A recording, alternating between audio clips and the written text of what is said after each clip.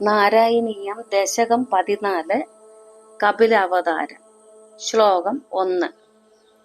സമനുസ്മൃത താവകാംഗ്രിയുഗ്മഃ സമനുപങ്കജ സംഭവാംഗജന്മാ നിജമന്തരമന്തരായ ഹീനം ചരിതം തേ കഥയൻ സുഖം നിനായ. ഒന്നിന്റെ സാരാംശം ഒന്ന് നോക്കാം. ഭഗവാന്റെ പാതാരവിന്ദങ്ങളെ സദാ സ്മരിച്ചുകൊണ്ട് മനു ഭഗവൻ മഹിമാനം സദാ ഗാനം ചെയ്തുകൊണ്ടും തന്റെ മന്വന്തരകാലം മുഴുവൻ സുഖമായി തടസ്സമൊന്നും കൂടാതെ കഴിച്ചുകൂട്ടി. 71 ചതുർയുഗമാണ് ഒരു മന്വന്തരം. ഒരു ചതുർയുഗം 43,20,000 വർഷമാണ്. അങ്ങനെ 71 ചതുർയുഗങ്ങൾ ഒരു വലിയ കാലയളവ് തന്നെയാണ്. ആ സ്വയംഭൂ മനു എന്ന മനുഷ്യ പ്രപിതാമഹൻ തന്റെ സുദീർഘമായ മന്വന്തര ഭരണകാലം യാതൊരു പ്രതിസന്ധിയും വിഘ്നവും നേരിടാതെ ആനന്ദത്തോടും ശാന്തിയോടും കൂടി കഴിച്ചുകൂട്ടി. ശ്ലോകം 2. സമയേ ഖലു തത്ര കർദമാഖ്യോ ദ്രുഹിണച്ചായ ഭവസ്തദീയ വാച ധൃതസർഗരസോ നിസർഗരമ്യം ഭഗവം സ്ത്വാമയുധം സമാസിഷേവേ. അതിന്റെ ഒരർത്ഥമൊന്ന് നോക്കാം. മനു ഭഗവാന്റെ സ്മരണയിലും കീർത്തനത്തിലും കൂടി സുഖമായി തന്റെ മന്വന്തര ഭരണം നടത്തുന്ന സമയത്ത് തന്നെ ബ്രഹ്മാവിന്റെ ഛായയിൽ നിന്ന് കർദമൻ എന്നു പേരായ പ്രജാപതി ജനിച്ചു. ബ്രഹ്മാവിന്റെ കൽപ്പനയനുസരിച്ച് സൃഷ്ടികർമ്മത്തിൽ ഉത്സാഹം തോന്നിയ ആ കർദമൻ പ്രകൃത്യാ തന്നെ അത്യന്ത സുന്ദരമായ ഭഗവാന്റെ രൂപം ധ്യാനിച്ചു. അങ്ങനെ ധ്യാനിച്ചുകൊണ്ട് 10,000 വർഷങ്ങൾ തപസ് ചെയ്തു.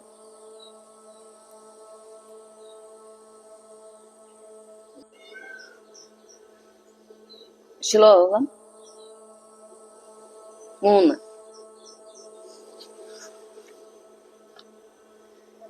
ഗരുഡോപരി കാളമേഘകമ്രം വിലസത്കേളി സരോജ പാണി പത്മം ഹസിതോലസിതാനനം വിഭോത്വം ബപുരാവിഷ്കുരുഷേ സ്മ കർദ്ധമായ.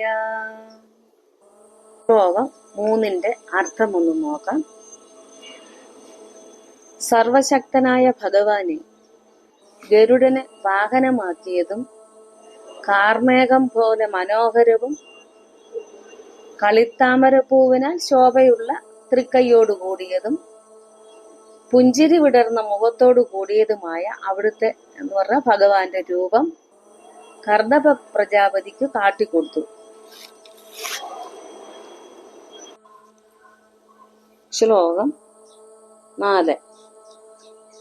സ്തുവതേ പുളകാവൃതായ തസ്മൈ മനുപുത്രീം ദയിതാം നവാപി പുത്രീ കപിലഞ്ച സുതം സ്വമേവ പശ്ചാത് സ്വഗതിം ചാപ്യനുഗൃഹ്യ നിർഗതോഭൂ. 4ന്റെ സാരാംശം ഒന്ന് നോക്കാം. കൈയൂപ്പി തൊഴുതു നമസ്കരിച്ച് സ്തോത്രങ്ങൾ പാടി രോമാഞ്ചമണിഞ്ഞ കർദമ പ്രജാപതിക്കായിക്കൊണ്ട് മനുവിന്റെ മകളെ ഭാര്യയായും 9 പുത്രിമാരെയും തന്റെ അംശമായ കപിലൻ എന്ന ഒരു മകനെയും ഒടുവിൽ മോക്ഷവും കിട്ടുമെന്നുള്ള വരം നൽകി അനുഗ്രഹിച്ചിട്ട് ഭഗവാൻ അവിടെ തന്നെ മറഞ്ഞു. ശ്ലോകം 5. സമനുഷ്യതരൂപയാ മഹീഷ്യാ ഗുണവത്യാ സുതയാ ച ദേവഭൂത്യാ ഭവതീരിത നാരദോപദിഷ്ടഃ സമഗാത് കർദമമാഗതി പ്രതീക്ഷം. 5ന്റെ അർത്ഥമൊന്ന് നോക്കാം. ഭഗവാനാൽ പ്രേരിതനായ നാരദനാൽ ഉപദേശിക്കപ്പെട്ടവനായ ആ മനു ഗുണവതിയായ ശതരൂപ എന്ന തന്റെ ഭാര്യയോടും ഗുണവതിയായ ദേവഹൂതി എന്ന മകളോടും കൂടി തന്നെ പ്രതീക്ഷിച്ചിരുന്ന കർദമ പ്രജാപതിയുടെ അടുക്കലെത്തിച്ചേർന്നു. ഹരി ഓം.